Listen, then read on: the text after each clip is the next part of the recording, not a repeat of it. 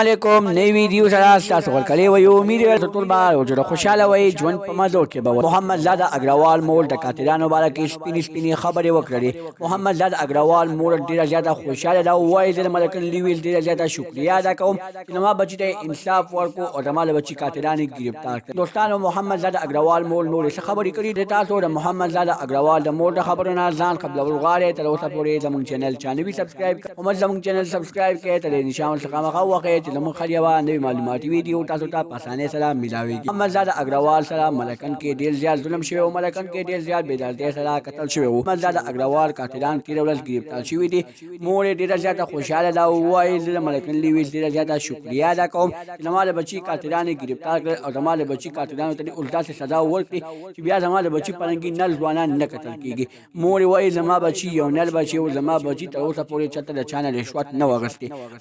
د پی ټی آی پارټي سره تعلق خو زه داسې نه وایم چې زما بچي رشوت نه دی اخیستی زما بچي تر اوسه پورې زما ګناهګاري خو نه ده کړې او نه زما خبره نه ده منلې دوستانو مور وایي زما بچي زما ډېر زیات فرمانبرداره بچي او زما هغه بچي د دې دنیا نه لاړو او چا ډېر زیات بې عدالتۍ سره قتل کو او هغه قاتلان نن سبا د حکومت په ګریب کې دي حکومت ته پکار دي چې زما د بچي قاتلانو ته داسې بدترینه سزا ورکړي چې زما زړه ته بیداد میلو شي زما د زړه خوشحالي میلو شي ځکه چې زما بچي خو هم د دې دنیا نه لاړو اوس دې دوه ظالمانو ته داسې بدترینه سزا ورکړي چې بیا زما د بچي پرنګي بچي نو نه قتل کیږي الله دې وکړي چې د دوی قاتلانو ته ښه بدترینه سزا میلو شي نور معلوماتي ویډیوګانو لپاره زموږ چینل سبسکرایب کړئ تر نشان څخه مخه وخی چې زموږ خلیوه